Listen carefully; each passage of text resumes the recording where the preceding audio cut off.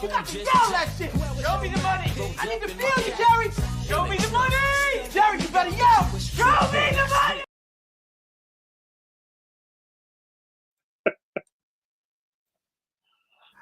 Oh man, hold on a second. Cake. The irony is that just got us demonetized. Yes. Oh, I love it. Show me the money. Guys, welcome back.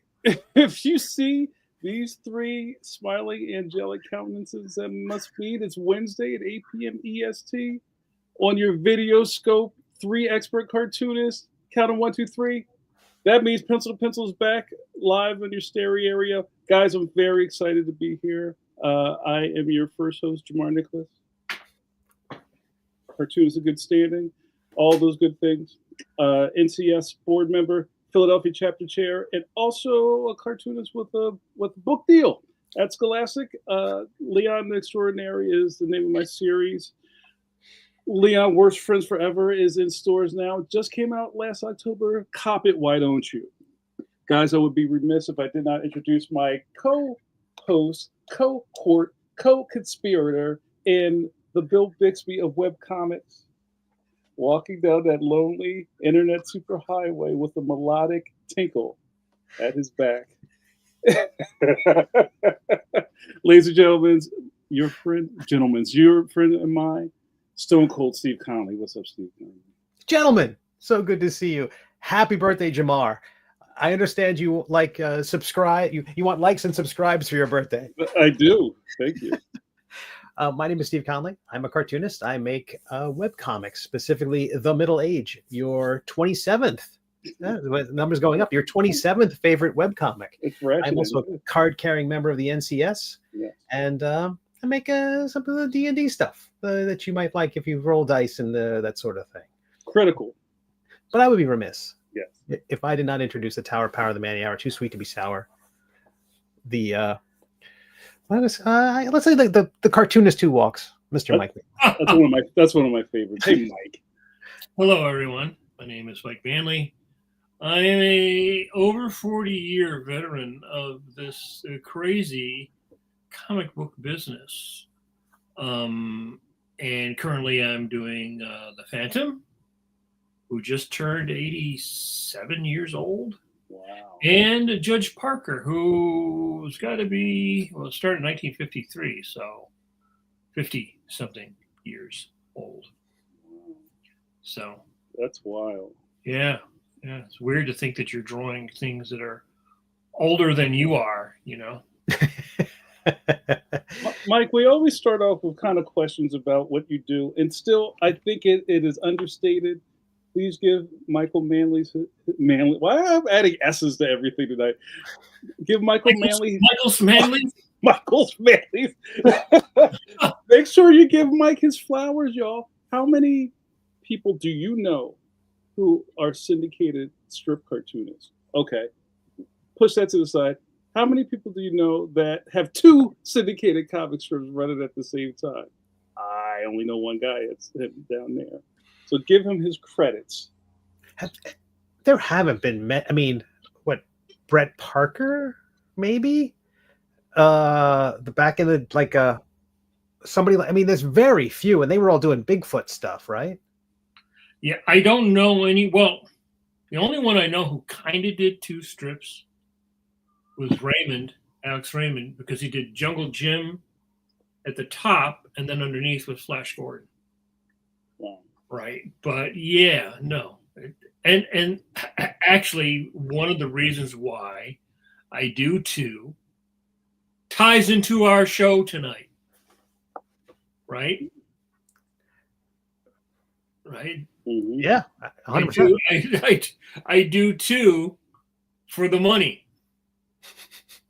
Right? Not for the love of the game. I do love this is my career. This is what I decided I wanted to do when I was 13. I wanted to be a professional cartoonist. And I'm fortunate enough and worked my ass off and still work my ass off very hard to be able to do it. But the main reason I do 2 strips is for the money. You know, if one strip paid twice, then maybe I would only do 1. Mhm. Right? Mhm. I mean, it's a financial reason that I do 2, right? I mean, there's other things, there's other benefits, side benefits, but the main reason I do this is financial, right? Which is sort of the topic of our sort of a lot lately. I would say in the last couple of years, there seems to be these sort of waves that come in. The comics broke me, which all basically to me revolve around, can you make a living and how do you make a living and what kind of living do you make drawing comics, the big umbrella of comics, Right. in 2025, Right. 2024, 2020, and it's an onion. I think there's a real onion, and usually every month, sometimes it seems like almost weekly, I would get inquiries or people asking me how to get in, where to get in. I just had this, was it yesterday or day before? Same thing. And my older friend of mine was asked by a younger person how, basically, this young person wants to work in comics, Mhm. right? And wanted my friend to basically show their work. Basically, can you send my samples to the people at Marvel and DC?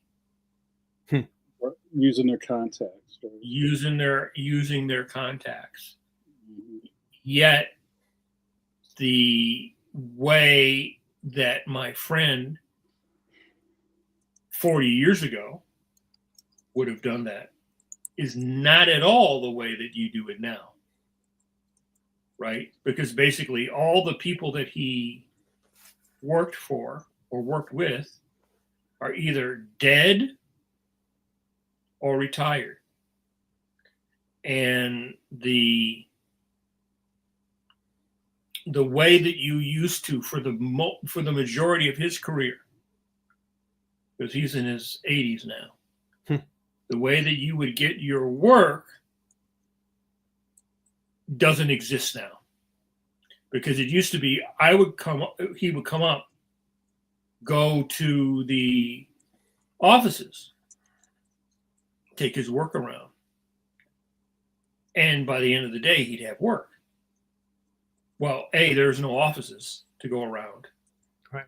As I said before. So, you could go in and let's say you went in and you saw Joe Orlando or Dick Giordano or Archie Goodwin or, a host of other people that maybe you had worked with or you knew. Or if they didn't have something, they would say, hey, go over and I know so-and-so's looking for something for whatever. Somebody can't ink this issue. Somebody, gone. Those days are gone, right?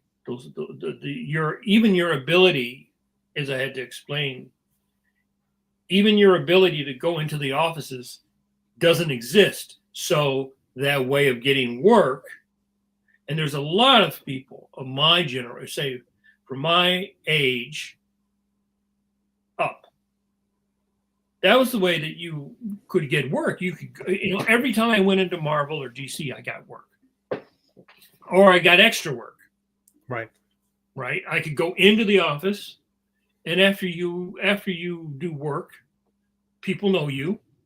Oh yeah, I saw that issue you did. Oh, you're reliable, or whatever. You would get work. That just does not. That whole way of doing it really doesn't exist. I still have contacts with people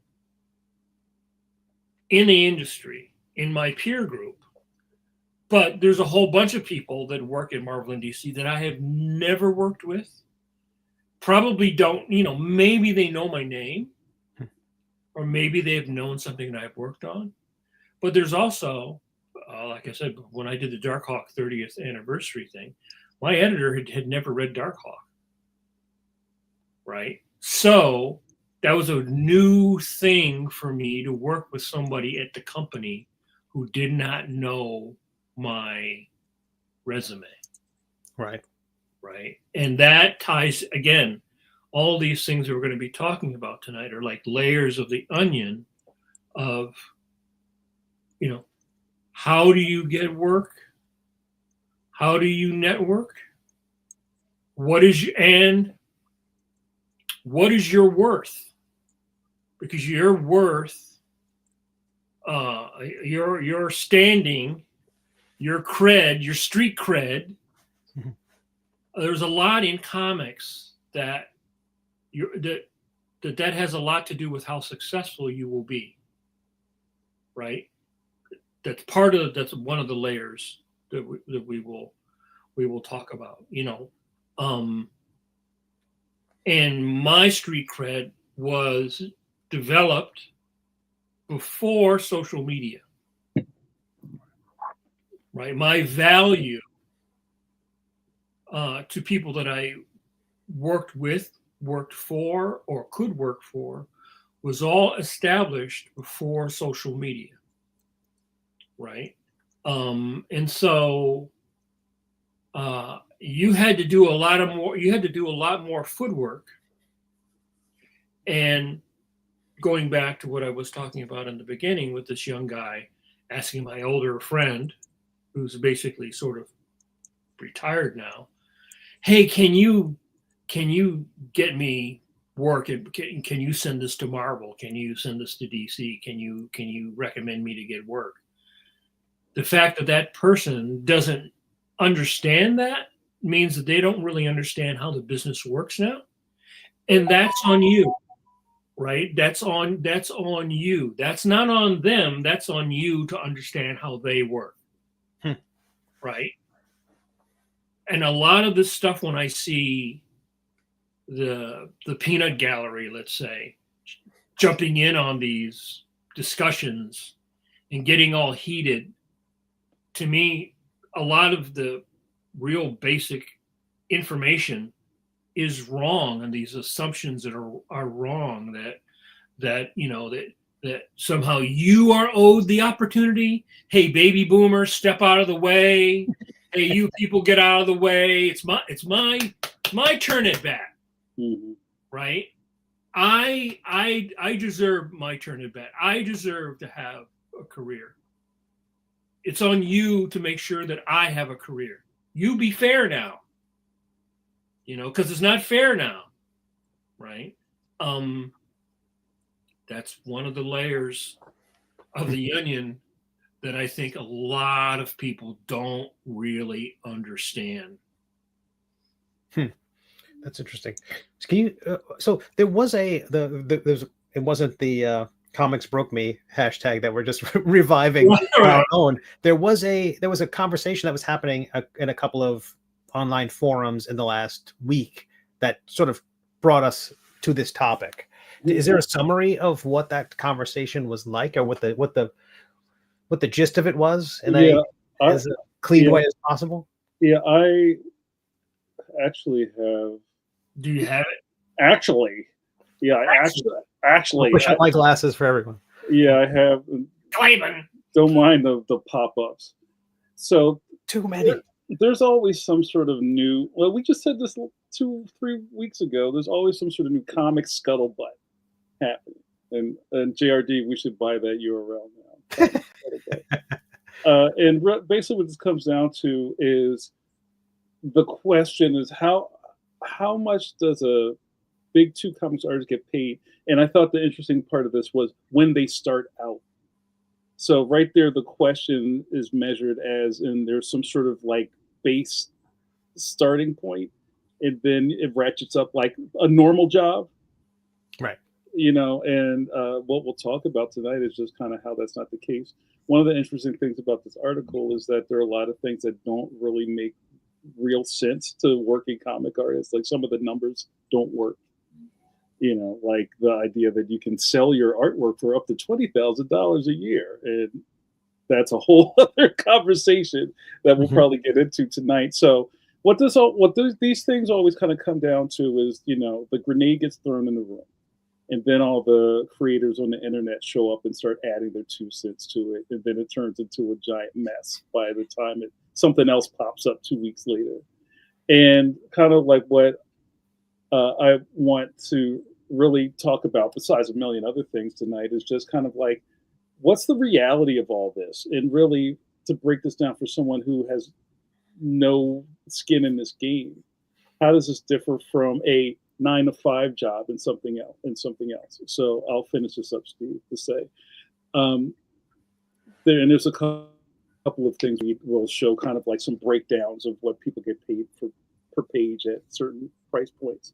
And then somebody in the comments will say something like, well, that's like under minimum wage. Well, that's like, you'd make like $38,000 a year. Well, that doesn't make sense. And it kind of makes their head spin. You know what I mean? So I think I would like to start right there. It's kind of like the reality of what this business is and kind of how you fit into it. Is that helpful at all? Yeah, I think so. I think there's a recurring surprise that people come into comics and comic books and say, how little do they get paid? Right. It's a wait, what? Yeah. Because they think, you know, oh, I'm working for Disney. I'm working for Time Warner. I mean, I must be doing pretty good. But I think that there's such a downward pressure on artists to lower their rates and to accept less, and that there's a million other people behind you who will do it for less. There's a lot. But you know, there has always been somebody. 100% for artists. Always there's someone right behind you who will do it for less. Yeah. I mean that you know, and I also think that you have to talk to people that have actually done it, right? Been in the trenches, because the main error people start out with is assuming that this is a 9-to-5 job, that this is a regular, you know, punch the clock Joe kind of job, and art is not like that. Right? Art is not like that. It is not. You're not making the same little widget, the same little thing, and like we were talking about right before we went on. So I have been a salaried employee, right? I have been a contract employee, right? I've had a continuity contract when I was on the Batman for DC. And I have been a salaried employee in the animation union when I worked at Warner Brothers, which meant that I got paid a fixed amount every week, which I think was getting close to about $2,000 a week in the late 90s when I started, right? Which meant that no matter what, in the animation business, it's like a factory job. You get paid your salary. Let's say you're getting, you know, $18.50 a week. That's for 40 hours, right? Now, I did that right here in this room, right? I didn't have to get in my car and drive in every day to the studio, right? I was in the union. I get enough hours in the union. I got my insurance, just like, you know, if you're working at the post office, you know, you're in a union. Part of your income goes to the various things to get your insurance and things like that. But every week was not the same, right? Some episodes of Batman or Superman were way more complicated. Some backgrounds I would draw were way more complicated. Sure. Some were simple, some were. So again, it's not like I take a tire, I go over here, 2 welds, go back, take a thing. It's not like that. There's suddenly a tire that has a billion more bolts on it, and it's all weird looking. You can't lift it by yourself. Right. It's like a Kirby tire. Right. So on one hand, it is like a union labor job in that you have a base pay. But again, being an artist is not a rudimentary mechanical task. Reading one act of this show might be 12 pages. One act might be 10 pages. But what's on those 10 or 12 pages may be radically different.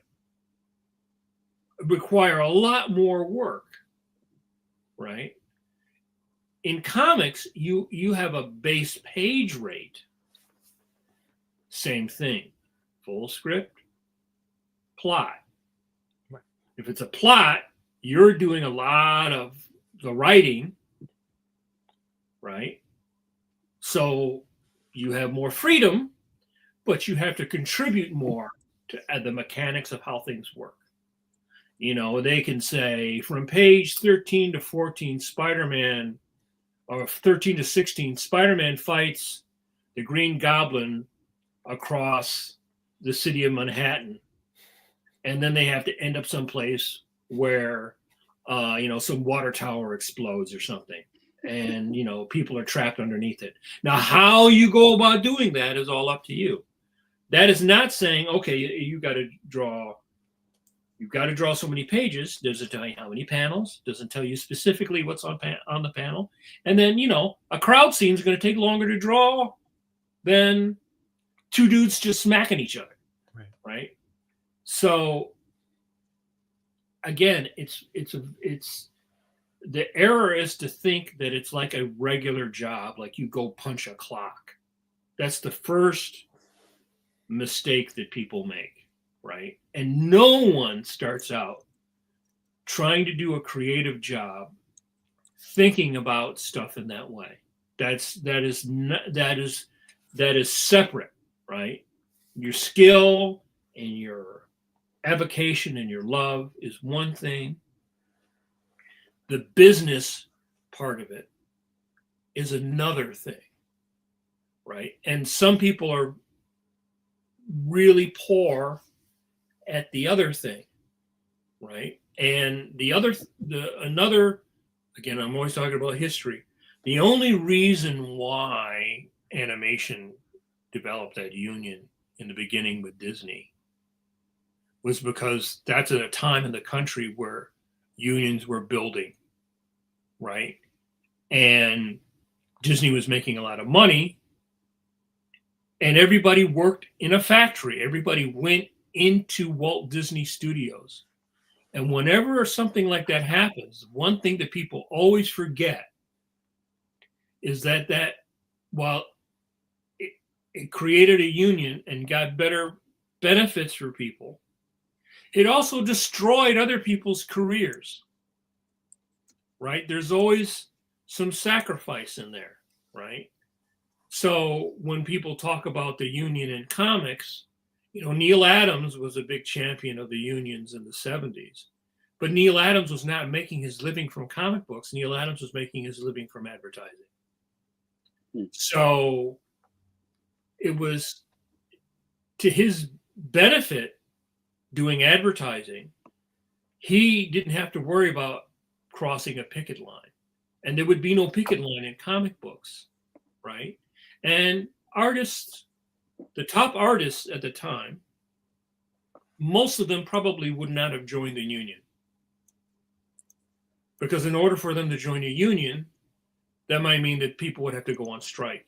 It would also mean that people would not want to, well, I don't care if this young Turk can't get the same page rate as I'm getting.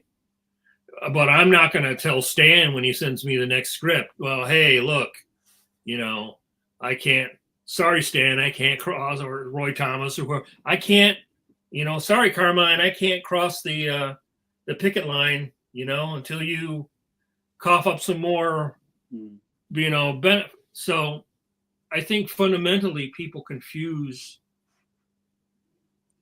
a lot of things, right? So, I work for King Features now, and I do, like I said, I do the 2 strips.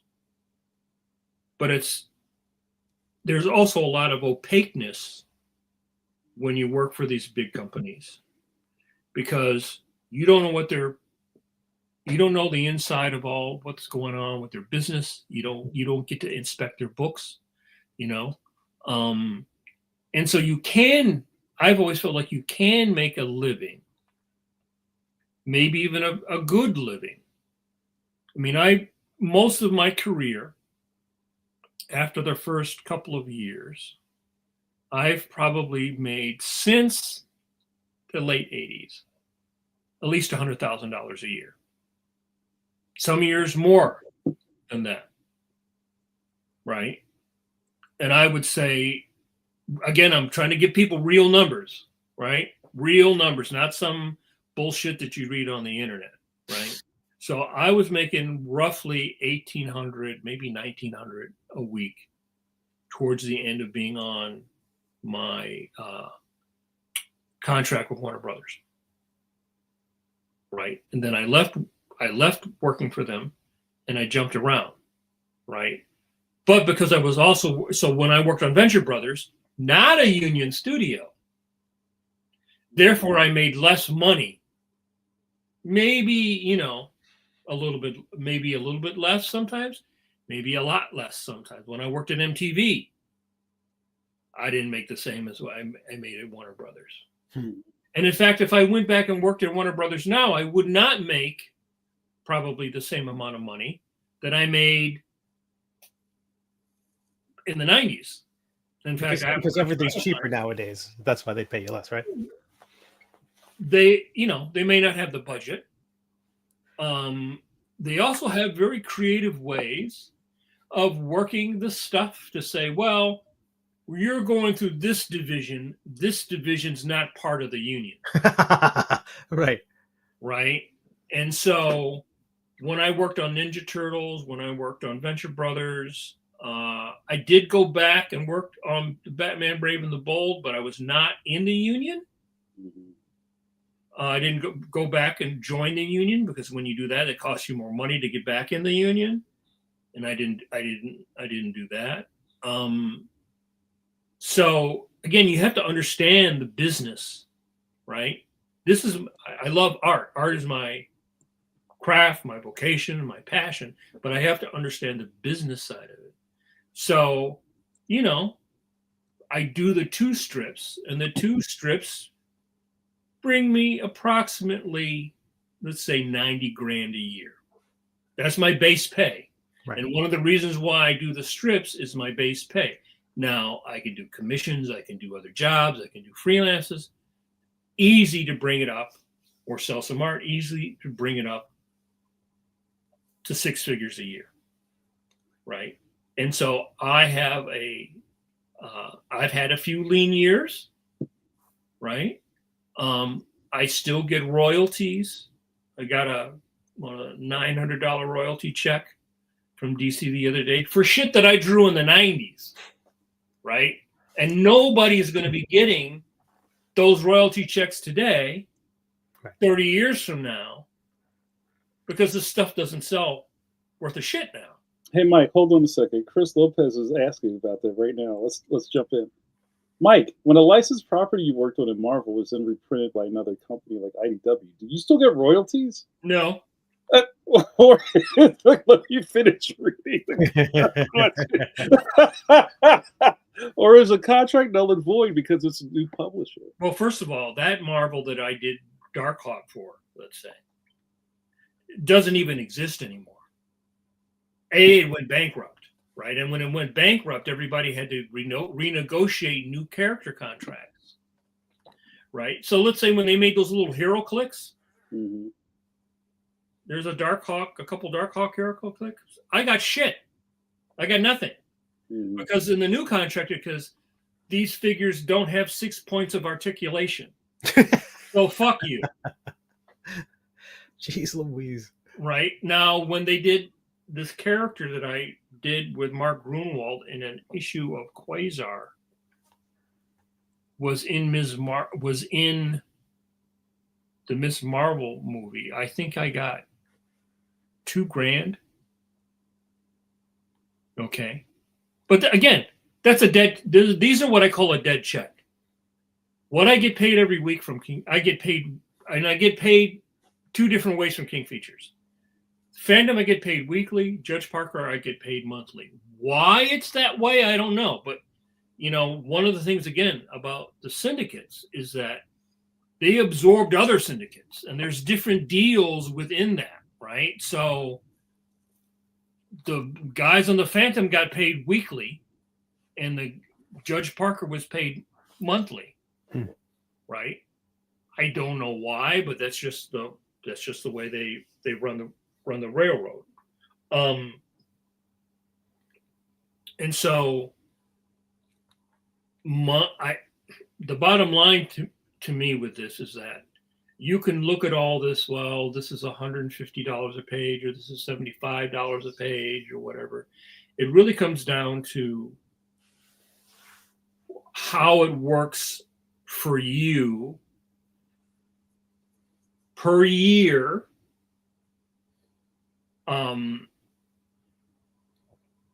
And everybody is different, right? What I need to make a living, or what I am comfortable with making a living, is different than somebody else. It could be where you live, it could be how old you are, it could be whether you have a family, whether you got debt, you know. And you cannot count on there being loyalty. It doesn't. Whoa, what happened? Sorry about that. Whoa. I don't know what happened. There's no such thing as loyalty. And while you may get paid some royalties, you have no way of inspecting the books and find out if they're rounding up or rounding down or anything else. Hollywood accounting. Right. And I know there have been other creators like Alan Moore that were very angry about supposedly things that DC did with that kind of stuff, right? All that, again, is completely separate from me sitting down and taking a script and adapting it into a storyboard or a comic book, right? Whether I know anatomy or, all the zillion things that go into drawing. So I think, it's, if you talk to people, if you talk to professionals, most professionals will give you, a real idea. Now, there's also a lot of jealousy, right?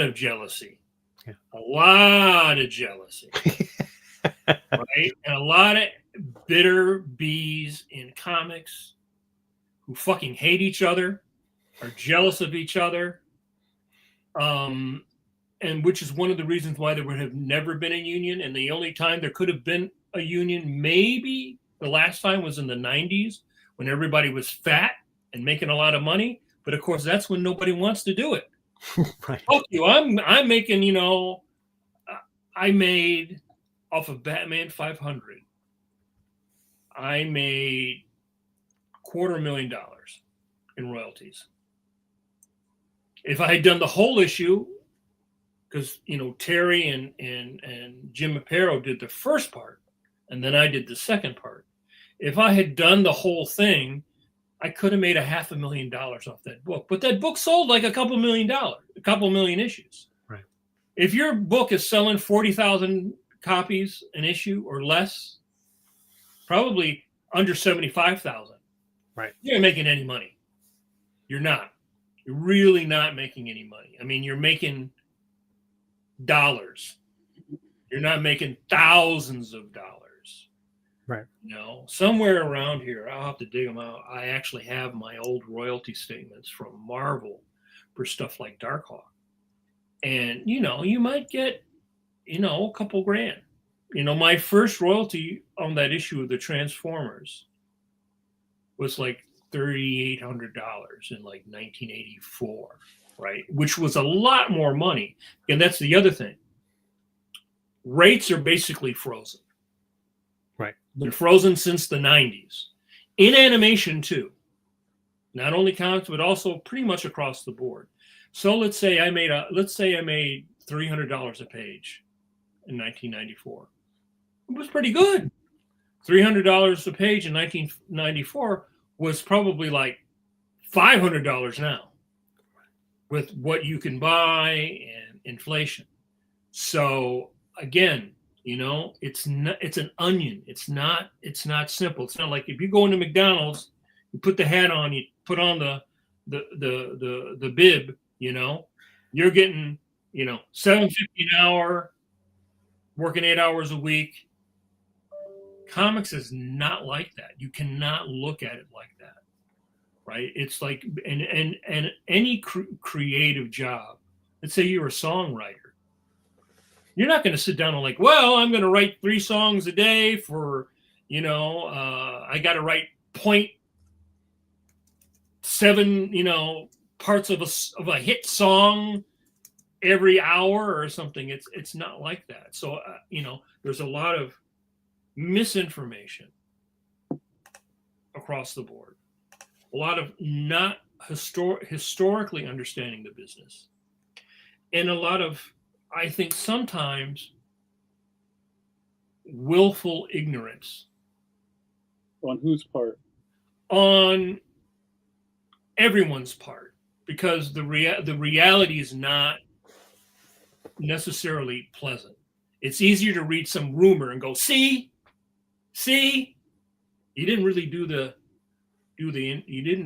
research yourself. It's easier to look at something on the internet and go, I read this article, so and so said he only got blah blah blah blah blah. But you don't really know if that's true. You got to research that and find out for yourself. And I agree with a lot of that stuff, and a giant part of it is we've kind of touched on several of these conversations about this, is kind of like, it's almost like every comic book artist has baseball card stats on the back of the card, right? It is kind of like, almost like baseball players. Some people have this, that, and the other. Some people get paid this, that, and the other, and it all varies, and there's really no base. But I think when people look at this as a fandom, right, and you just assume that your favorite baseball player makes a whole bunch of money, you may be surprised when he doesn't. It doesn't stop him from being professional. Another thing I wanted to touch on from maybe the other side of this, Mike, is, as the freelancer and you're worried about your bottom line and what you're making this year and all of those other things. Another thing is, what are they offering you? Right? Because we're talking about this like we're all kind of like B to CD level, cartoonists who have a face and a name and a reputation. Oh, right. It's like, what is your you have your self-worth, but also what is the perception of your worth within the industry? Right. Now, is the way that my self-worth was in 1996, 2000, which is very different than it is now, right? The measuring stick, right, is very different. There's no more Wizard top 10 list or any of that fucking bullshit that was going on back in the day, right? So if you were on the Wizard, if you got interviewed in Wizard, you're talking like a 4 or 5 year window where things were very unrealistic, were very distorted, right? Sure. And so there's a lot of people's continuing perception of who they are or who other people are, where you stand in the business, that still is tied to that aberrant timeline, right? That was not a normal timeline. That was not normal. There was a lot of speculation. It's like the stuff that's going on now, where you got all the slabbing and the alternative covers and all these other things that keep trying to pump air in money into the direct market to keep it going, because comics has basically been losing air, been losing money for decades, right? They would keep doing all these other things. They get a little bit of money from the film, and a little bit of, but you know, you're selling less Captain America comics now than ever before. Less Spider-Man comics than ever before. And occasionally one book comes out and people buy, 300,000 copies, and then it goes right back down. So what is your perception of value is separate from what somebody is willing to pay you, which again is separate from what the big two could pay you, as opposed to, going down the tier of publishers, right? And so it used to be that I would go from Marvel to DC. I started at DC and went to Marvel. When I started at DC, it's $75 a page. And then when I went to Marvel, I got $75 a page. But then I went back to DC and said, oh, I've been working at Marvel. Then maybe you get 90 a page. And then you go back. And there was a lot of guys in the 80s who did that. Byrne leaves here, goes there, gets a big deal, comes back. Oh, he's back at Marvel. Oh, he gets a big deal, right? I mean, even as a kid, there was, Kirby's coming. When Kirby left Marvel, there was a lot of ads, house ads in DC that Kirby's coming. And then I remember when Kirby went back to Marvel, and it's like, oh, Kirby's coming back. Now, I'm sure that when Kirby went to DC, he got a better deal. And then when he went back to Marvel, he probably got a better deal than he had the last time, right? And people used to do that. You would go back and forth. When you would go to Dark Horse, well, I want my DC rate. Maybe I lie to them and tell them it's $10 a page higher. Then when I go back to DC, I go, oh, Dark Horse is paying me, $195 a page, $225 a page, and then, maybe a small publisher like Claypool can't pay my Marvel or DC rate. Right. Yeah, let's talk about that. Right. Mm-hmm. But I go, well, I'm getting ink my buddy John Hebink. I love inking his stuff. It's fun. I like Richard. I like the stuff. I like Elvira. It's not always, well, unless I'm getting $5 more a page, fuck you. Right. I'm not, I've always liked doing that. I've always liked doing different. I'm a little bit different maybe than some people, because they like to do one thing. They just like, I would say like the late George Perez just always was George Perez. There's certain artists that's just their thing. Like Don Martin's always Don Martin. Right. I mean, Don Martin's not going to be Neil Adams.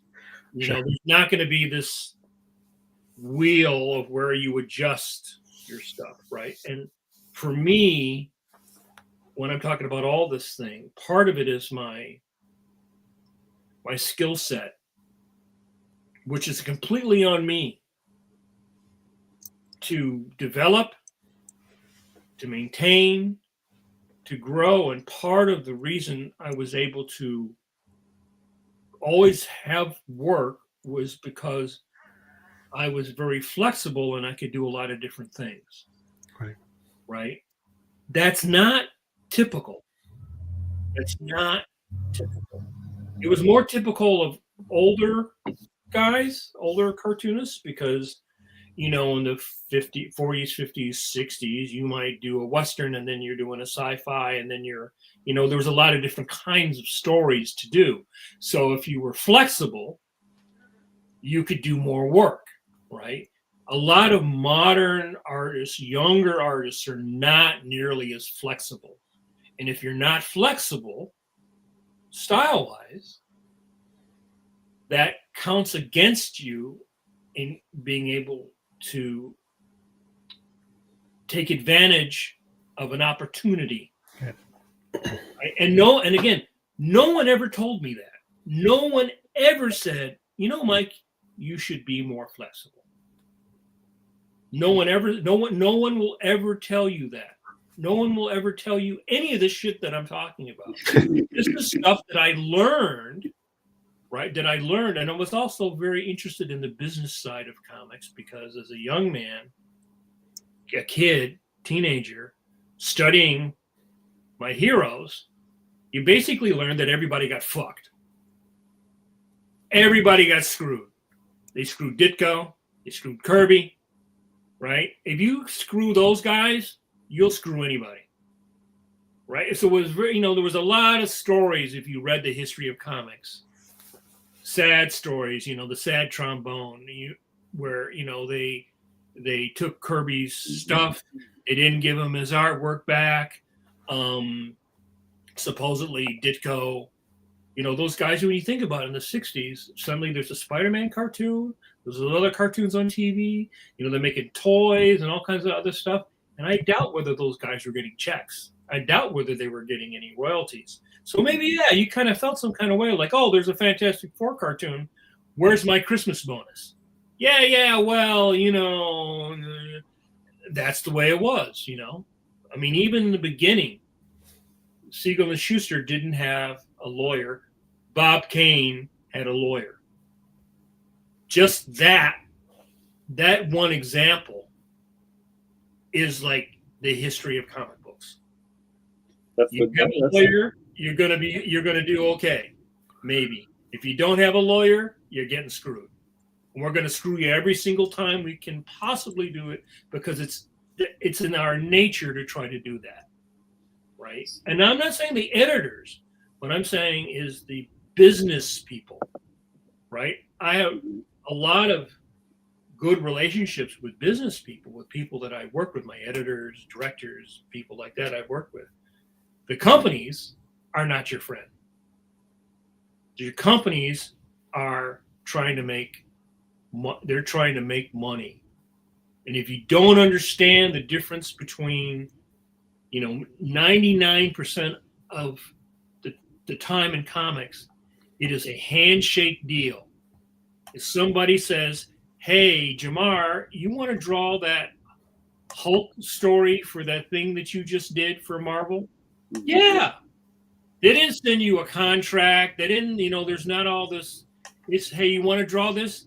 Yeah. And on the back of the voucher, it basically says, when you sign this to get paid, we fucking own everything. Mm-hmm. Right. So I was always very aware of this from the very beginning working in comics. And I think a lot of people are not aware of that. Also, they feel like they're somehow they're owed something. Nobody owes you anything.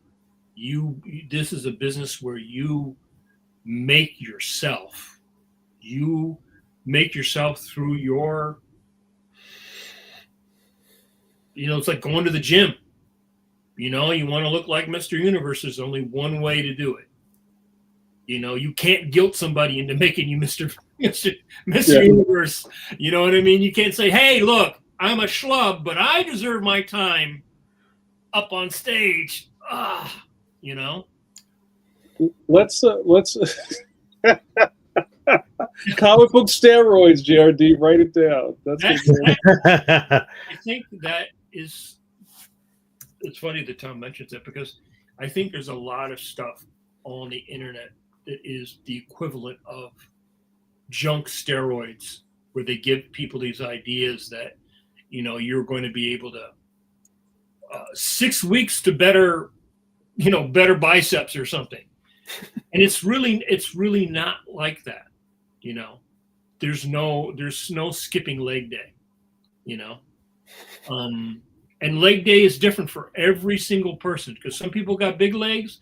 Some people got stick legs. All right, before we run out of road here, I wanted to also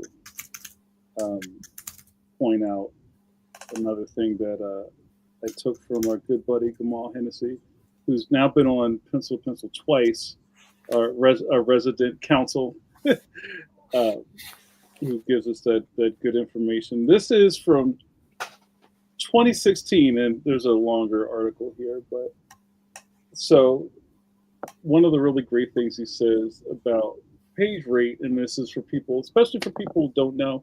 I know we have a lot of pros in the chat, and this for you, but it's also for people who have no idea what we're talking about. So he says your page rate can and will vary based on your experience, skill level, established fan base, prior projects, and the publisher, right? So it also breaks these things down. Also, this list is not a guarantee; it's a guideline. And, you know, I want to kind of, I'll leave this up for a minute so you guys can absorb this. But, you know, again, what I was saying earlier is about for somebody who is not in the middle of their career, or you've got a bunch of things under your belt, you're at a place where somebody's offering you something. And it's either it's a take it or it is a leave it. Mm-hmm. And what do you want to do? And like our buddy Robert Alvarez said earlier, when he first started out, he took the gig for $50 because he wanted to do it. Yeah, exactly. You know? So nobody's really talking about that here, even in all these conversations. It's kind of like that, you know, that part of your the part of your career that you have to accelerate, and you have nothing behind you to back it up. You get an opportunity, you make the best of an opportunity. Nobody's coming out of the gate getting $500 a page of anything. Or you may be many people I know, my age, my generation, are not able to shift. Right? Are not able to shift. So maybe you go from getting. I know guys who had, let's say, $150 a page inking rate. Go back to Marvel, this version of Marvel. They're lucky they can get 110. Maybe they can only get 90. Right. Now, maybe that's what Marvel can afford to pay now, because that's what the books, that's how the numbers work out, right?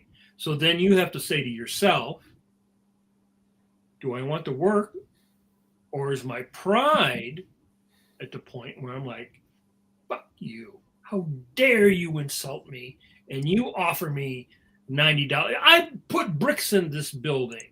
Blah, blah, blah, blah, blah, right? Now, there might be some kid in Brazil who goes, $90 a page? Hell yeah. I'm going to do it. I'm going to do that. And then there's some guy in the Philippines who go, $40 a page? Hell yeah, I will do it, because there's always somebody who is hungry and is going to take that lower page rate. So, yeah. Maybe you're 55 years old and your page rate used to be 150. Now, all you can get is 90. Do you go, bucket, I'm not going to do it? How dare you offer me that? Or are you actually looking at the big picture? Are you looking at the way the whole industry is, right? Alex Ross is going to be able to command a rate on certain books because he's Alex Ross. But how many Alex Rosses are there? One. There's not 15 Alex Rosses, right? Well, I don't mean to cut you off, Mike, but also let's talk a little bit about time in the chair. So one really interesting thing I saw while I've been reading all this stuff today is, you know, the idea that we throw around the term page rate so much, and most of the jobs that we do, and we're speaking pretty much on comic book illustration right this moment, not writing, not anything else, not graphic novels, talking about comic books right this second. So there's a lot of people that can't grasp the idea that we're not on a salary. When people find out you do something for Marvel, they think you work for Marvel. I don't work for them. You're a work for hire, which you're a freelancer with a really limited contract agreement. So rather instead of getting paid by the hour like you would at the ice cream shop, you get paid per piece. And that's an interesting way of thinking about getting a page rate. You get paid for every piece of art you turn in. And this piece of art, meaning a page, is $100. So what am I doing on this page? Oh, well, you're penciling it. A lot of the places that we're talking about might ask you to do the entire thing. For $200 a page, yeah. Right, and the entire thing is penciling, inking, lettering, Mm-hmm. sometimes coloring it. Right, and if you think you're going to turn that out in an 8-hour day, you're sadly mistaken. Yeah. So, Yeah. but again, I never thought of it as hourly. Right. My entire career, the only time I ever thought of hourly was when I worked in animation, when you were getting paid weekly. Right now, 40 hours a week meant that you got this. No comic book job is ever hourly. They don't pay you hourly. And you might be an artist that's slow because you have a super meticulous style, or you might be fast. Most people had to be fast if you wanted to draw a 22-page Marvel, DC, Dark Horse, Image comic. If you want to do a monthly comic, you have to be able to probably do a minimum of 1 page, if not 2 or 3 a day. Mm-hmm. And you develop a style that allows you to produce that work, which means that's another reason why they had pencilers and inkers. So John Romita Jr. had a style that he developed that allowed him to do a couple of books a month, because you usually did 2 books a month, right? Bernie Wrightson never did a book every month. Very rarely in his career did he ever do a book a month, right? Neil Adams never did a book a month. He would come in and do like so many issues, right? John Buscema did a couple of books a month. Gil Kane did a couple of books a month. Sal Buscema did a couple of books a month. People like Gene Colan did 1 book a month. John Byrne could do a couple of books a month. John Byrne could sit down and draw very, very fast, right? Some guys are fast. Some people are slow. That's on you. It's not like the company saying you must, right? You can say, this is what I can do. This is what I'm interested in doing. Mm-hmm. And again, if you're drawing a World War II story, you're drawing a war story, right? That's a lot of reference. The Phantom is every week on the Phantom is reference. Every strip is reference. Every week there's some new reference, right? Judge Parker is much lighter when it comes to reference because it's more talking heads. It's more people being in kitchens, people being in typical locales. The lift on Judge Parker is half the lift of the Phantom, right? So just those 2 strips, let's say they both paid me exactly the same. They don't. There's a little bit of difference because I actually make technically probably a little bit more on the Phantom because I don't draw the Sunday. Jeff Weigel draws the Sunday, right? But like this week on the Phantom, I had to draw like an inside of a Tibetan monastery. The week before was people in lifeboats, people in the water, new characters that I have to create, people that I come up with. I mean, every week it's a different lift, right? That's just because of the job, right? It's just because of the differences in the differences in the job. So even if they paid me exactly the same, both full script, it takes me longer to draw the Phantom. Will always take me longer to draw the Phantom than Judge Parker. And there's a point in here where money doesn't matter. That seems weird to say, right? But there's only 24 hours in a day, right?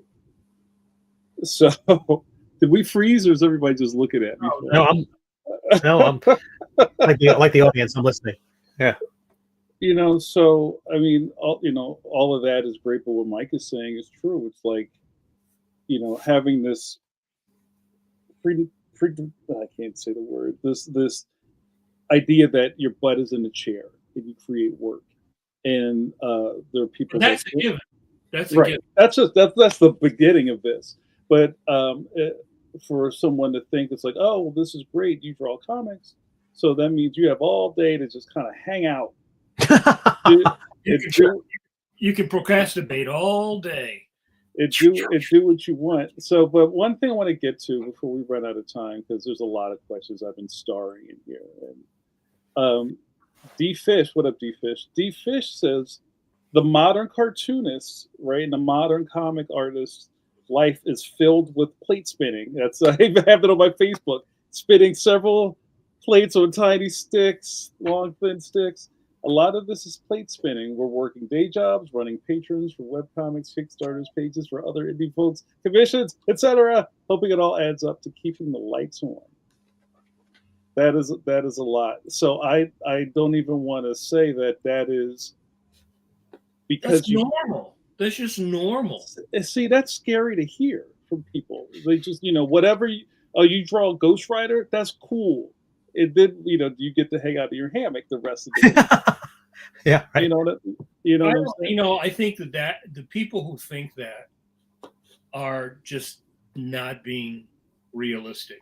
They're looking at it as like a complete fantasy, because the reality is anybody I know who is successful as a cartoonist, whether you're drawing, Bigfoot, or whether you're drawing Beetle Bailey, or you're drawing Peanuts, or you're drawing the Phantom, or you're drawing Spider-Man, you're working a minimum of 10 hours a day. And you're doing it because, first of all, you're doing it because you love doing it. And if you don't love doing it, really love doing it, the pay is not going to be enough to motivate you to sit down and be creative. You could hate cars and work in a factory and put a Tesla together. Right?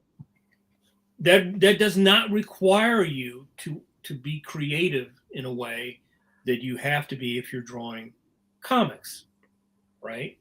Even if you have a simpler style, then that usually means that you compensate for that in another way with writing or gags or whatever.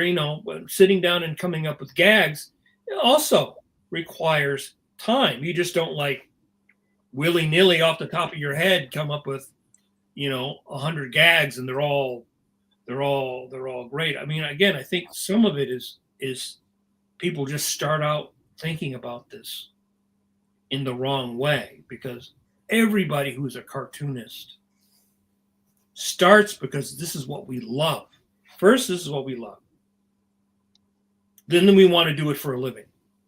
And then you go through that barrier of going from an amateur and only drawing when it's comfortable to drawing when it's not comfortable, and it still has to be good, and you have to make a deadline, right? And so D was right in that fact that when I started out, I just needed a pencil and a piece of paper. I didn't need a fucking fax machine. I didn't need all this stuff, right? So you have to even add all that in. I mean, just for me to work for King Features doing 2 strips, I can still draw them on paper if I want. Now I don't. Now I'm doing it all digital. They still need it all digital. You can't mail it in, or you can't be like Al did when he was working on Star Wars or Corgan. You can't drive it in. Right? Nobody's driving it in. I don't go to Marvel and I don't take in my pages of Darkhawk or rush the FedEx guy. People are really not doing that. And there's all this other stuff that you have to do now, all the plate spinning. Again, that's just part of the environment that you work in. That's just part of the job. Yep. Social media, talking to fans. Again, you are responsible always for your career. Marvel isn't, DC, Disney, no editor. No, the King Features is not responsible for my career. I am responsible for my career. And I am responsible for managing my career and all the things that go into that. And it's much more complicated now because the world is more complicated. So you just have to sort of accept that as part of what is normal. So again, to me, it's I've been doing it long enough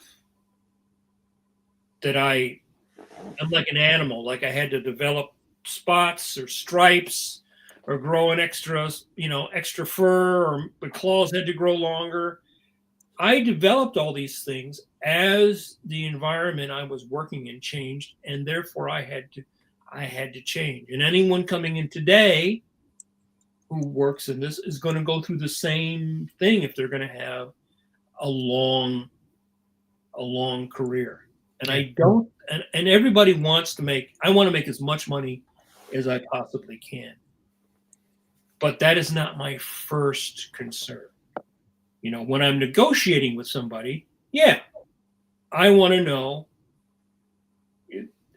I want to get the most that I can get. And one of the things that they do now is they will take a young artist or a desperate artist and they will say, well, what would you charge me to do this job? Which of course is like a very passive aggressive kind of a bullshit thing. It would really be like, well, this is what I want. What can you afford to pay me? Then we have a negotiation. And that's something I've advised many, many younger friends of mine is you just say, this is what I want. If they go, well, I can't pay that, then you go, well, what can you pay? Then we have a negotiation. We go, well, you know, you want that? Okay, but XYZ. A lot of artists are very afraid. There's a lot of this, to me, at the bottom line of this whole discussion is fear, right? There's a base fear, has always been sort of a base fear with artists, which ties into the jealousy. This guy's getting more than me. Fuck that guy. He got that book. He's not good. I'm as good as that person. I'm as good as that person. Why the fuck is he getting that book? I should get that book, right? It's like your self-worth versus your perception. What is your perception of your self-worth, and what is your perception in the business? Are you a nice guy? Are you really good but a dick and hard to get along with? Are you a person who is easy to work with, does good work? Do you turn in a great job that people are going to remember 30, 40, 50 years from now? There's jobs that I remember. Everybody knows jobs that we remember from 30, 40, 50 years ago, or great jobs from last week, right? That's on you. That's not on the editor. That's not on the page rate, right? You can get one guy can get 150. You can get 5 guys that get $150 a page. 5 creators. One of them might make something that people will remember for 50 years.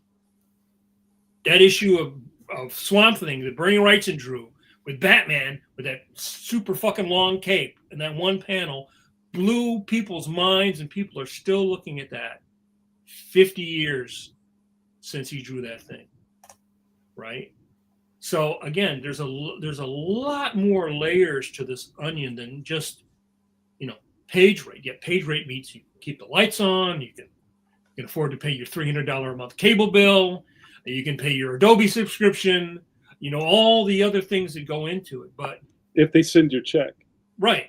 But I think net 30, right? I think that when you look, I look at it in a more complicated way. I know that if I work for Marvel now, it's a dead check. If they make a movie or something, I might get a little bit of money. You know, they had to come back to those guys like Jim Starlin and the guys that did the Winter Soldier and give them more money because they were kind of working those guys over, right? They should have gotten if they're making billions, you would think that they would at least be making $1 million, but they weren't, right? So you have to be aware again of all these different things. Is this a dead check? The strips are a dead check. I make an okay living. I'm pretty comfortable. There are really no after sales of selling Judge Parker. Limited sales of selling the Phantom. King Features has the Phantom reprinted several places around the world. I get no money for that. Marvel reprints my stuff in places around the world. I get no money for that. DC reprints stuff around the world. I get money for that. Right? It's not a universal constant. You have no control over any of that. It's like, I would say, it's like my page rate is my meat and potatoes. Royalties are like gravy. Sometimes you get a little, sometimes you get a lot, sometimes you get none.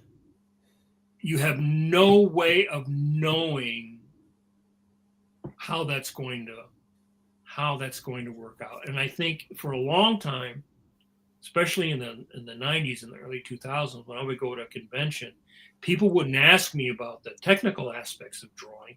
They would ask you about royalties, right? They would ask you about royalties, and it's like, the only way you're going to get royalties is if you do something that's good or something that's popular. The only way you're going to get on Wolverine is if you're good. They don't put sucky people on Wolverine or the Punisher or Spider-Man, right? That's a new title, the sucky Punisher. Hey guys, I'm one sucky Punisher. Yeah. So to me, it's like this. What is your burn rate? What is your skill set? No one will tell you to make your skill set better. You have to decide to make your skill set better, and that is something that I work on every day.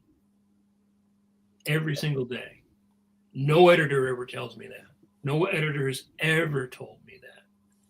The old guys like Dick Giordano would tell me in the beginning, if you could draw heads and hands well, you would always be able to find work because they're the two hardest things to draw. So usually if you're good at that, it would lift your skill level. So I think if there was a guild where you could share this kind of information. There can never really be a union, but I think if there was a guild, some of this information could be passed between artists and between generations. It would benefit everybody. The problem is there's too many people are assholes and don't like to share. And people get bitter and people get angry and people get jealous. That has always been my experience in comics. There's a lot, this person goes over to the other company, gets a better deal. Sometimes people don't feel like, well, that's great for that guy to get that deal. They're like, fuck that guy getting that deal. Mike, before we run out of time, I wanted to try to burn through some of the starred questions. There's some questions. I'm just running my mouth. So. No, this is all fantastic. And, I'm glad, even when we kind of prep this episode, it's kind of like, I feel like we talked about this before, right? We keep talking about this, but it keeps coming back up. So either it's the fact that people out there in internet land aren't absorbing the information, or maybe they're trying to make it make sense in their own heads. But I'm glad that we have this platform to talk about it. I think it's maybe because not enough major people are forthcoming with knowledge or experience. There's some people on the internet that will give you real stuff, like people like Eric Larson. There's a few people out there who give you real stuff, but there's a lot of people don't say shit. Mm-hmm. All right, Steve, hit it. All right. And we'll try to do our best here. There's a lot of random stuff. I'm not sure where we're gonna go with this one. I'm gonna go right down the list. The first one is I call Shogun on YouTube. How do we turn the industry onion into a parfait, Mike? I honestly don't think there's a way to do it in a big way now. I think there's only ways to do it by you building a network. One of the things I've done is I feel I've built a network of people, young to old. Young people I can learn from and old people that I can learn from. What you should really do is to build a network of people that can be your allies long term. Long term. You give what you get. I found in comics, in animation. I work with people today that I worked with in the very beginning. And you may not, especially in animation, because people move all over, right? So you may work with somebody today, and 30 years from now, you may be working with that person again. So I build networks and allies of people who are going to help support each other. That is something that's actually, I think, because of social media, easier.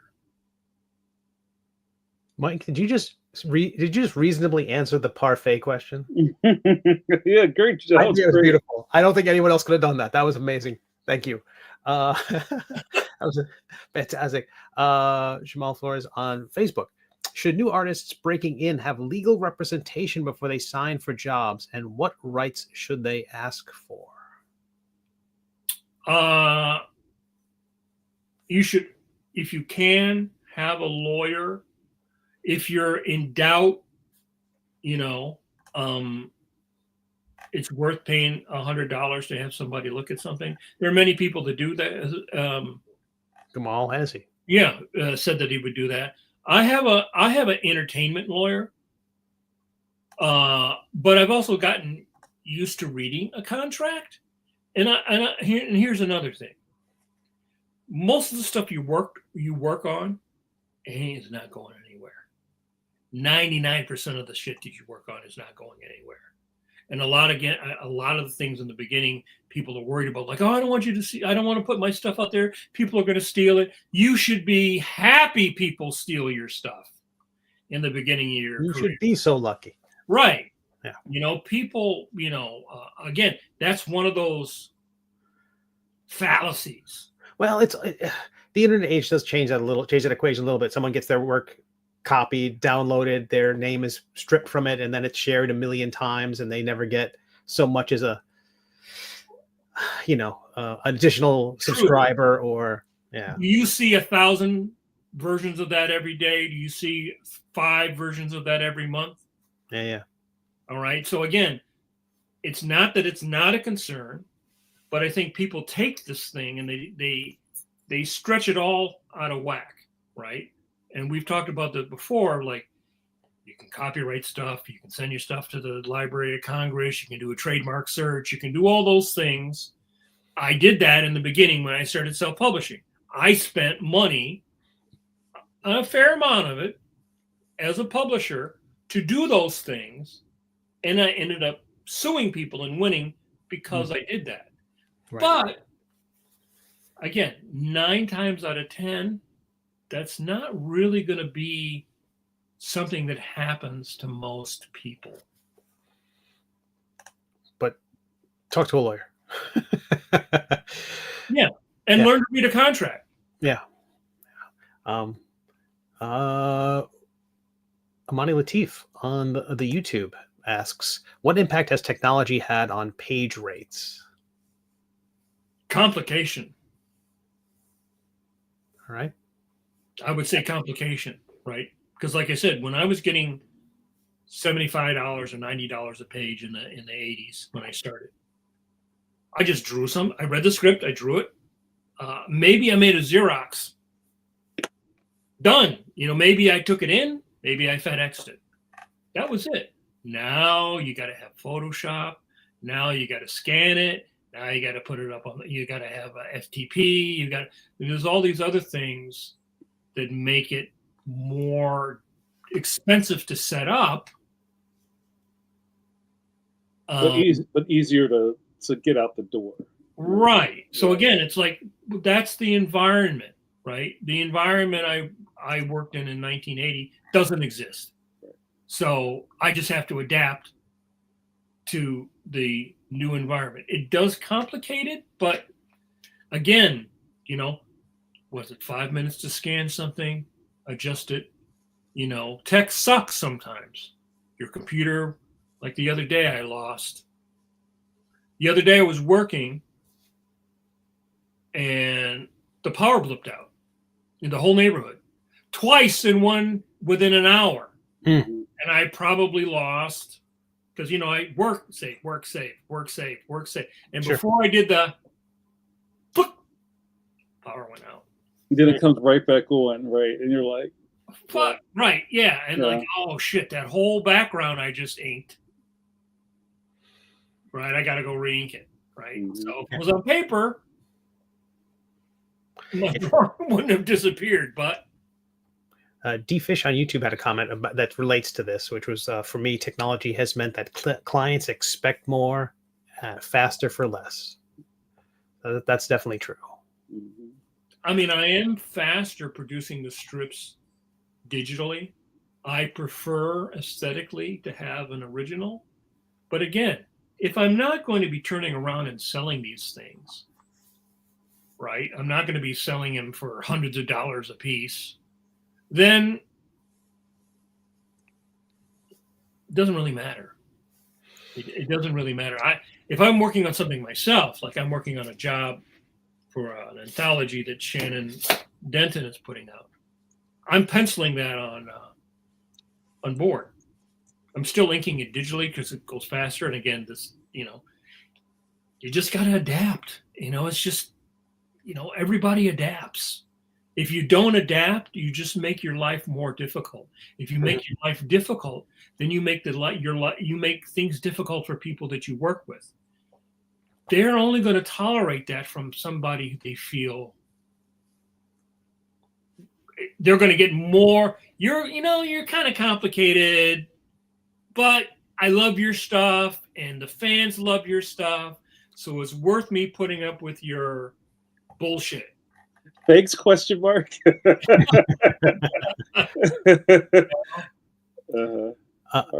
JRD has a comment here on the YouTubes. The only comic creators making real money are those that have been able to sell their book rights to Hollywood and have those projects go into production for a season or so. People are not necessarily making as much money as you think. Yeah, I had the same grimace on my face to that. I don't think that's as true as people think it is. That kind of like comic book to Hollywood pipeline is so hard to grasp onto, and it's even that money's kind of jacked up these days. I'm trying to remember now. So I had a couple of deals circling, and one would have maybe been, well, the way it works is you get an option, which I've had. Options might get renewed or not renewed, but then you've got to get. And for everyone to understand, an option is a early payment that says maybe we'll do something with this. We have dibs, right? Right. And then depending upon the particular contract, sometimes the rights revert back to you. But then there's also might be a clause in it that says you can't do anything with this for a cooling off period for 5 years. Or if you had a deal with Nickelodeon and Nickelodeon goes, we change our mind. And then you go to Cartoon Network, Nickelodeon goes, we get 5%, get 10%, right? So the deal I had was with Girl Patrol. It was going to be one of those internet companies. It was going to do films and everything else. And I never felt, my gut just didn't feel right. And so in the end, I didn't sign the deal. It would have been a 6-figure deal. I didn't feel good about it. And I was right, because the whole thing blew up and nothing happened. But if I had done it, then the rights to all my characters would have been tied up. Right. Who knows whether I've been able to get it back. But, you know, so let's say you got $200,000. Your agent gets 25%. Uncle Sam's getting 30%. Right? So out of the 25 and the 30, well, that's 50%. So you got $100,000. You get 90. Yeah. You know, our 90 grand. You know, that year I got that big Batman check. I wrote a $97,000 check to the IRS. You bought that street right outside, Mike. Every day I drive on that, I think that was again, you know, it's like, wow, that. I got this big ass check. Fuck, I had to give that much money because I'm not, you know, some billionaire and got all these crazy ways of being able to save money. So, but they put your name on a fighter jet, right? I wrote a check to the IRS for taxes that's equivalent to me doing a year worth of both strips. Right? So, you know, it's not, you know, maybe if you're like Mike Mignola, who is like a rare fish in the fact that Hellboy keeps kind of getting rebooted. Maybe he'll reboot it a little bit lower and a little bit lower, right? So he gets something every time. But you know, again, that to me, that's the gravy thing. You can't count on it. You know, I had a deal with Nickelodeon for a thing, and that went for like a couple of years, it seemed like, before they finally, you know, and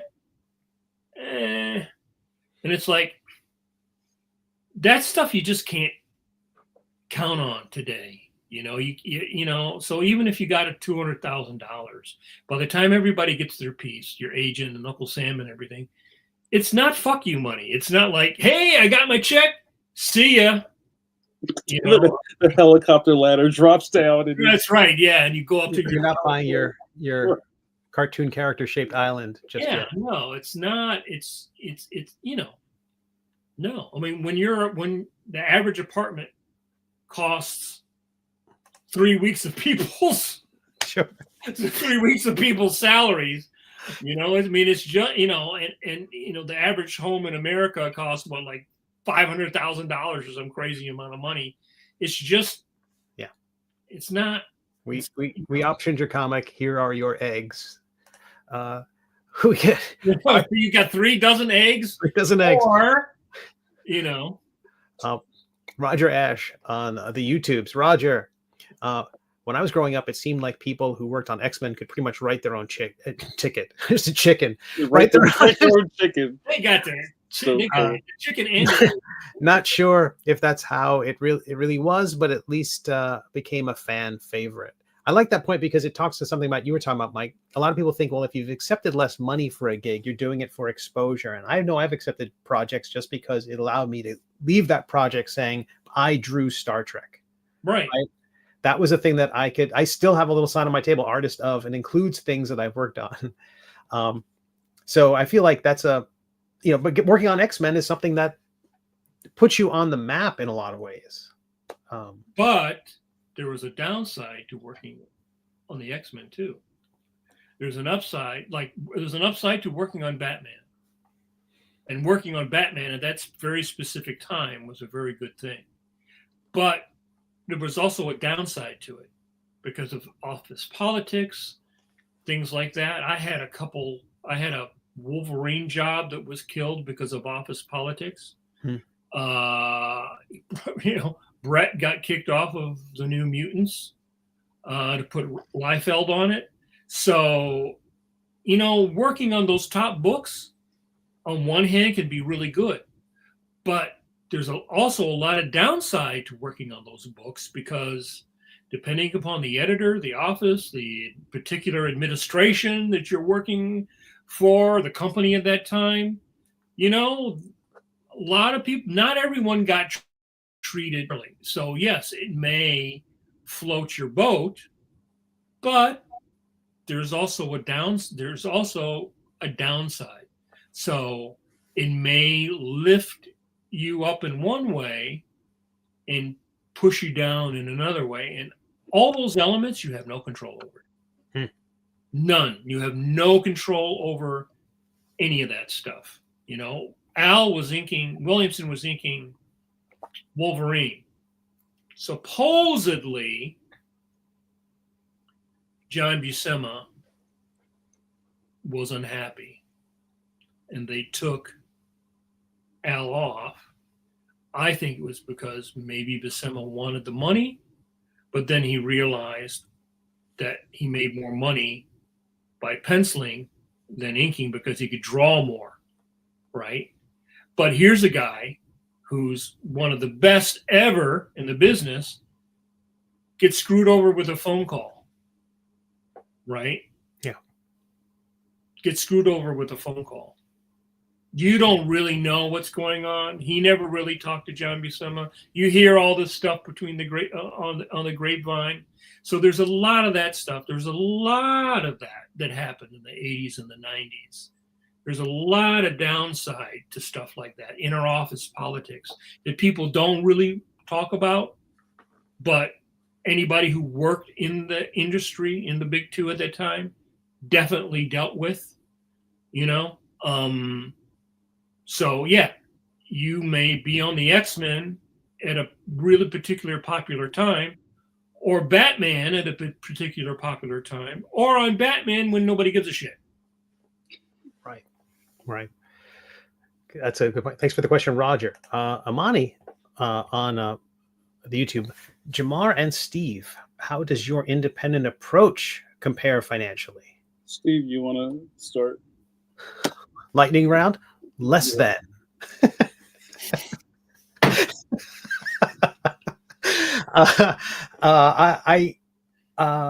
It's a lot of what Mike says rings true. I have been a cartoonist and it's my primary vocation, but I've always had other irons and other fires. Part of having the varied skill set that lets me be an independent publisher means I can create websites, which means I can design books. I've done both of those things this week. Those things give me enough of other income coming in. Comics is still primarily it through Kickstarters. Kickstarters, you can basically take any Kickstarter I've done, cut it in half, and that's how much I get to keep. The rest of it goes to mostly postage. A surprising amount goes to postage, and the rest goes to printing, manufacturing, whatever it is. But one of the things by having other income and other sources means that I'm a little more, I have a more resilient economic system. So if one thing collapses, I'm not adrift.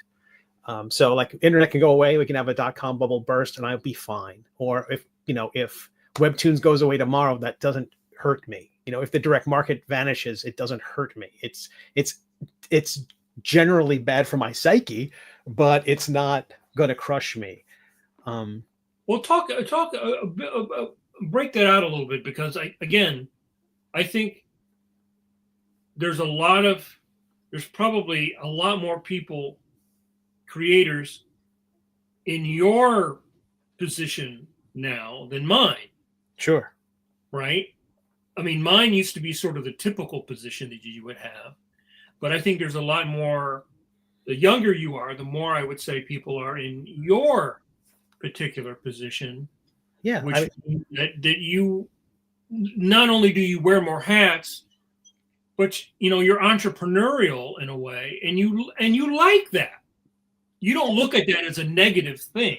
But it's part of the business. It's like how you would have to master Rubylith if you needed to do color separations for your own book 25, 30 years ago. Now right.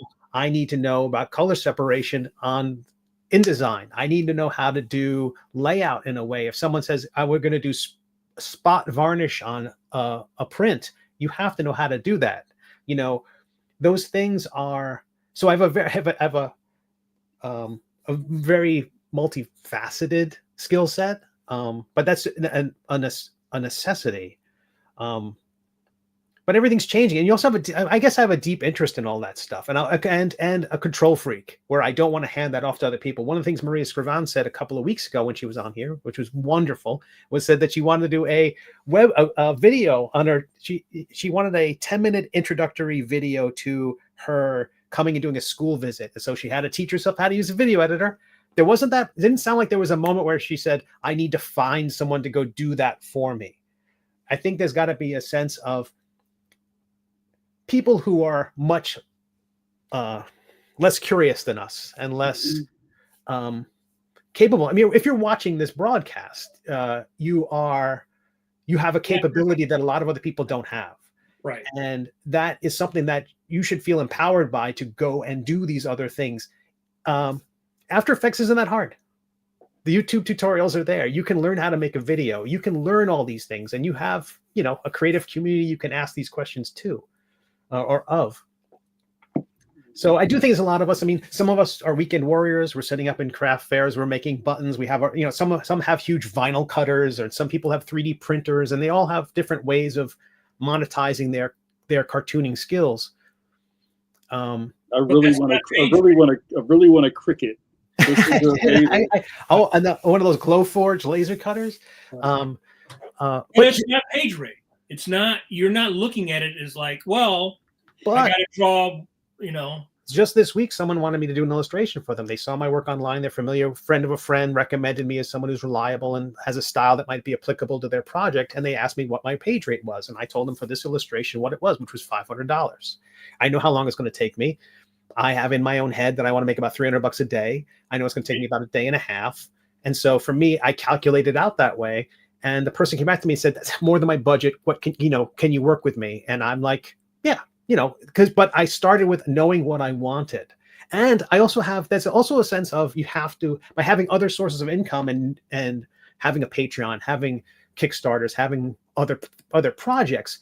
If the person said, "I can only do 200, I can say, "Well, then I can't do it." The ability to say no is a luxury. Mm-hmm. And there are times in my career where I only have $200. Fine. Because I know there's a bill. I know when it's going to come. And for some reason in my world, I'm the only one who has to pay things on time. For some reason, clients pay when they pay you. But me, for some reason, all my bills are due on the day they're due. So, Jamar, I didn't mean to hog that question. Oh, no, this is great. But hold on, Mike, what were you going to say? I was going to say that see, so in your world, page rate is not the first consideration necessarily, because the way that you work is much more diverse than you just drawing, pages of Captain America. No, but there's a power word no is a very powerful but it could be, you could set up your Patreon a way where you are paid by the time you release a specific content type. I know there are some people who have set up their Patreon so that people will pay you per episode, per installment. A lot of people do it with their videos. Like when I produce, someone will upload their weekly video essay, and that's when people will be charged. So that becomes a financial incentive to produce more.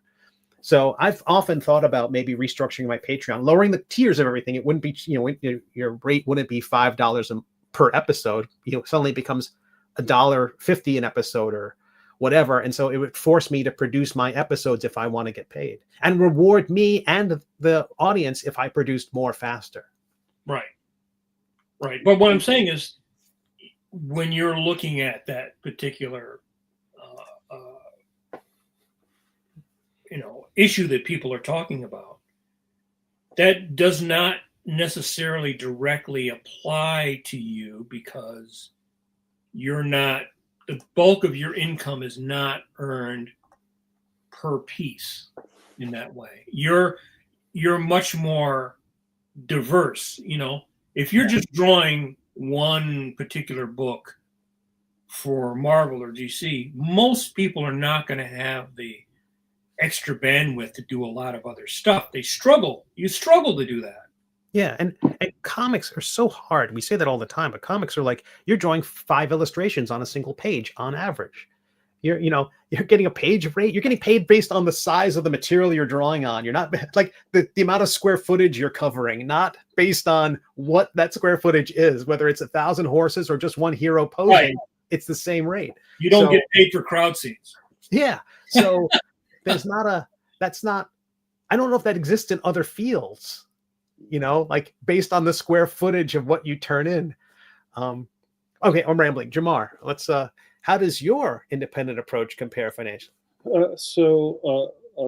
My kind of setup these days is my advance for my book deal, and then that is supplemented through school visits, keynotes, presentations, appearances, very limited comic book conventions. I don't do a lot of those anymore just because I don't have the space for it. My Patreon, which is a tiny little piece, but it's really helpful. And I won't even really say commissions and things like that because I don't really have a lot of those or do a lot of those. But a lot of that is just kind of me being in the chair and working towards my next book drop. You know what I mean? But there's also the seesaw effect of that, and I was just telling this to an elder in my life, is that it's great to be able to say, I'm getting on a plane and going to Arkansas to do a school residency, and maybe get, a couple of $1,000s for it, but I'm out of the studio for a week. And is that going to balance the time I'm missing? And am I going to, and I'm still on deadline. Whatever I'm doing, I'm still on deadline. Right. You know what I mean? So that means either I'm bringing work with me and hopefully getting it done in a hotel room, you know what I'm saying? Or trying to scramble back home so I can get back to the chair. And that's a hard scrabble where you go out and you're trying to use your creativity in a completely, ramshackle environment. Like, are you going to be drawing on your iPad? Or you're sitting on the at the hotel desk trying to draw. Shout out to the hotel desk, which was never designed for any creative human being to sit at. Anti-ergonomic. Yeah, it's like the worst ergonomics ever designed for man. Those chairs, a lot of the places I'll have to lay a towel down before I sit in those chairs. but also just to say, and that's, I kind of had this kind of rant, more like a affirmation on my Patreon not too long ago, where I was talking about, if you guys all know this about me, that I'm a talker. And one of my skills is talking. And even though I'm a cartoonist, I draw all the time. Well, is when I'm on the road doing these appearances and these visits and these chalk talks and these things, that's also a part of me, my cartooning. Right. Is expressing things verbally and, drawing with my back to a crowd, and that's just as important or time consuming or exhausting as it is drawing a comic book page. Right. So I don't ever want to discount that other stuff like, okay, that's something you just do on the side. But it all kind of adds up at the end of the month. Yeah. Well, I mean, it's also not something that it's not a page rate. It's like the whole thing, right? It's like a whole different beast in a way, I think, I think people obsess on the page rate thing, because it's like a quick headline, but like I said, I think there's so many other ways now that you can do this and make a living, and it's not per piece, you're not sitting down and looking at every line you're doing on this is adding up to a page, and then you got to turn in that page, and then you get your check. Right. And both you guys have to pace yourself differently, creatively, financially, because you can't sit down like, well, I'll just crank out another week worth of strips. Right. You know what I mean? It's like you're working on your. And I'm at the age where I know how fast I am. I'm like, I think when I was younger, I thought I'll crank it out. I could do it. I'll just push myself overnight and do 10 times as much work, and it showed. And I'm one of the things we learned is like, nowadays you're pretty much as good as your last project, right? Your last page, the last thing you share online. It's always been that way, but It's worse now because images are cheaper. Yeah. Right? So in 1975, when you put out a comic book, and Neil Adams drew a Superman versus Muhammad Ali, that was a huge thing. A huge thing in a way that it can't be now. Right. For sure. Right? Because, you could scan all the Superman versus Muhammad Ali, put it up and like get your phone out. Oh yeah, that's cool. That's cool. That's cool. That's cool. That's cool. Done. Yeah. Right now there's like 10,000 other images that come after that. So, I mean, I think that people can kind of get lost in the false perception that it's only about page rate. Right. If I'm working for Marvel, it's page rate. If I'm working for King Features, it's week rate, right? If I'm working for doing a storyboard, it's either per page, story page of script, or when I was on staff, it was my weekly thing. And again, there was many weeks where I felt rather abused, Right. And the main difference might be between animation and comics was that when you were in the union, supposedly, you knew what the minimums were. It starts here. Some guy at Disney's getting, or Pixar getting the top rate. So you kind of knew where you were, right? Comics, you never really knew that. I always heard the rumor was that John Buscema always got $1 more than anybody else. Right? That was in his contract. So if some hot young guy came in and got on the X-Men and he was getting $250, John Buscema got $251 a page. Right. Now, there has never been a collective storehouse of information industry-wide of page rates. I know what my page rate, I would know what Brett's page rate was, I would know, a couple other people I know what their page rates were. But there was never a collective storehouse list online that said beginning page rate in Marvel was this, beginning of page rates is this, the Claypool pays this, Dark Horse pays this, Paperclips pays this, Dynamite pays this.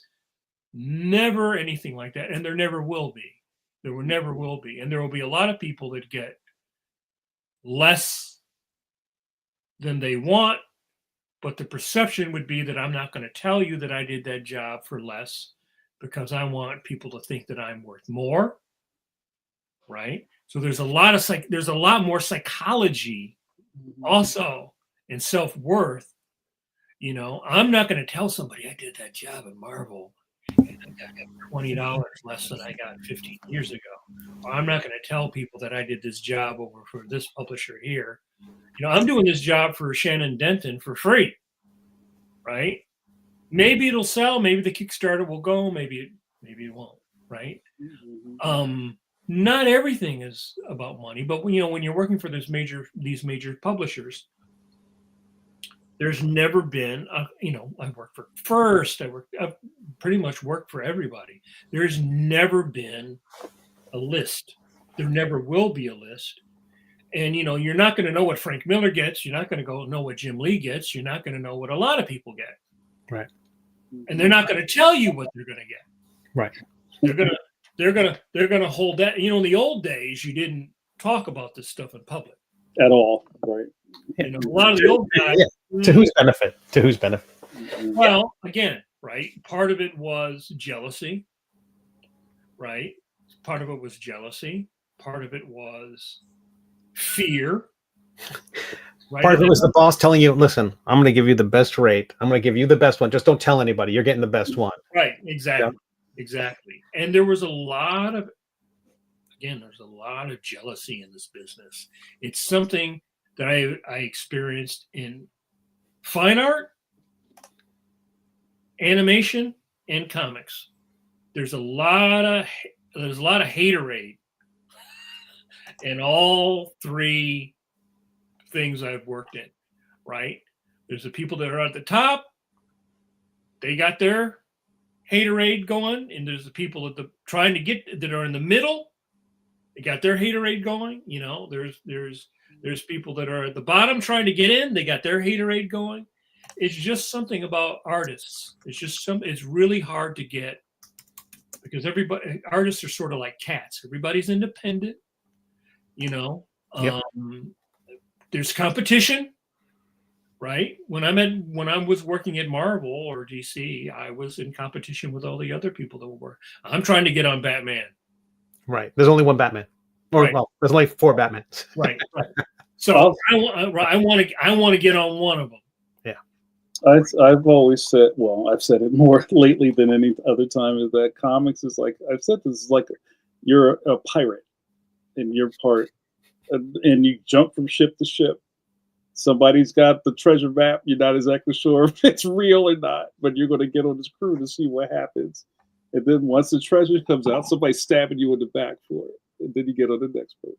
Well, right. And the other thing that's very different now, and people working now, young people will not know this because they didn't come from where I came from.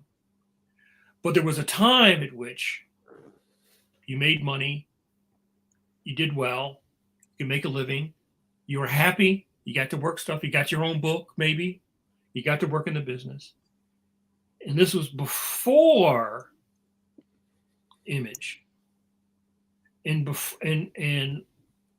when the Marvel editors started getting royalties, it changed a lot, because there was a lot of people that did other people dirty with deals because they wanted more money, right? So some people got fucked over, some people did well, and this was a handshake, verbal, talking on the phone. Hey, you want to do this business, right? 99.9% of the time it was like that, right? And so it's still that way. The difference is that there are not as many legacy editors now, and there just is not as much money to go around, because the sales are just not in the direct market, are just not what they were. So Right. Page rates are just going to be less. And it still comes down to whether it economically works for you to work for a company. Do you have a style that allows you, again, I think there's artists who engineered styles, specifically engineered styles that would allow them to produce X amount of pages and make a living, right? Yep. Well, I think we've ruined the concept of lightning round at this point. I think I'll turn that off. we've spoiled it. We have. It was a shock to our system. That was we got 3 more questions here. I don't know if these even we got time for these. Yeah, just run. All right. We'll get real brief answers if we can. Oof. This one, Bill O'Donnell on Facebook. Hello, Bill. What's a net payout for pages time limit for publishers? I'm not sure if I understand that. What does he mean? Yeah, I'm not sure if it's asking for a formula. That might be a whole other episode. If we're gonna like what it would break down to, like if you took what the page rate is and divide it by the amount of time. That seems like it's almost like trying to calculate an hourly rate. Bill, I don't know, maybe follow that up on another time. That sounds like pizza math. If we have 8 guys, how many pizzas do we get? But Tim Fielder had the comment. It's so sorry, Mike. We'll be back with you in a minute. Tim on Facebook. Not that this applies to the subject of discussion, but perhaps the following might be helpful. I had been struggling with burnout in the latter part of last year, but of course, deadline and goals don't care about that. Thusly, I have recently banded together with 4 of my creative friends and started a 5 days weekly Zoom work group. The Zoom is active from 10 a.m. to 10 p.m. and it's been very effective at each of us getting our work done. I think that's really good. I know some of us did that during the pandemic. It was super. I still do that. I Zoomed with Mimi today while I did it, and I Zoom often with my buddy John Hebink. I still do that. I still Zoom and work. I think kind of like not like an accountability club, but just to commiserate. Accountability club, guys coming in with the adjustment bureau or something. They show up and show me your pages. Hey, just get yourself out of your own head. It's nice. You have to put on a shirt. I benefited a lot when I worked with Al and Brett in Al's studio, and he benefited a lot by having us younger guys around, right? That energy that you can share with other people. And I've done that many a times. I had, Andy Parks here, John Hebink, Ricardo Villagran.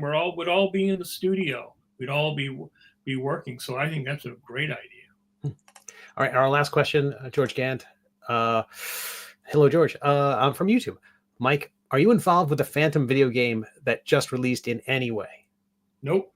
Are you going to play it? I've only seen a screenshot. Nope, I'm not involved. It's one of the things about working for a big publisher. There's a lot, especially someone like Hearst. There's a lot of opaqueness to Hearst that I don't know. I get my script. Tony sends me the script. I turn my stuff in. I get my check I probably have a check probably coming in tonight or tomorrow, electronic transfer. I don't know what's going on there.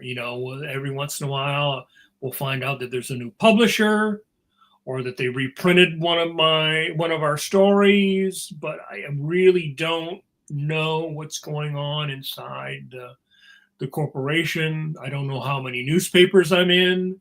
I have on either strip. There's just a lot of information that's opaque to me.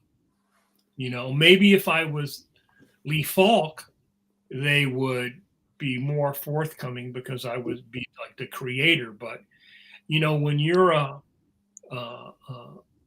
sort of look at myself as like a contract player. I'm the newest guy to play Hamlet. I'm the newest guy to play the King in Camelot. And if I drop dead tomorrow, they'd have somebody else within 2 weeks to do it. And there it is. Guys, I think we hit the 88 mile per hour part where the lightning starts wrapping around the DeLorean, and we're about to blast off. Thank you guys so much. I hope we move the needle a little bit for you. I love that our chat is lousy with pros. It's lousy with other cartoonists and the like. But also this is, just even kind of airing us a little bit or sharing it helps the next generation. It also helps the people in your network to kind of know what to look out for. And, just almost all of us got into this business because we loved it. Yeah. I would say ask, don't assume. I would say that the thing is when you read those headlines and everything, they're sort of like they're kind of TMZ, they're done in a way to get hits. But I would say get information from real people, and most cartoonists will give you the real deal. If you come across as like a real legit person. You learn how to ask a question. You learn how to ask a real question, not a fan question, like a real question. And I would say, probably 95% of professionals will give you the real deal. Right. Stay off of Reddit. Ask a real cartoonist. Right. Yeah. We're right here. And thanks everybody for all your real questions tonight. Yeah. Mm-hmm. Thank you. All right, guys, we're going to wrap it up. We have a guest. Is it? Oh, let me check the calendar. I think we have a guest next week. We have, if I am not mistaken, we have Asia Simone. Asia Simone is a fantastic cartoonist who was working on Moon Girl and Devil Dinosaur for Scholastic and a couple of other really great things. She's a fantastic cartoonist. I wish I had a graphic. I don't have a graphic, but look for us here next week, Wednesday, 8 p.m. I'll be back here tomorrow night for coffee break, 9 p.m. EST. Bring your tabernacles. Your what? For tabernacle. I thought you said bring your tab or Snapple. I will bring, whatever you like to drink. You could bring those too. All right, guys. Thanks so much. I hope you got something out of this. That was really funny, Mike. Guys, I hate to say it. We're in the end game. Cumberbatch told you we're in the end game now. There's only one outcome. But I think that outcome will behoove you to watching Kirby. I'm gonna start my Doctor Strange sparkles. I love it. All right, guys. We'll see you tomorrow on coffee break. Be good.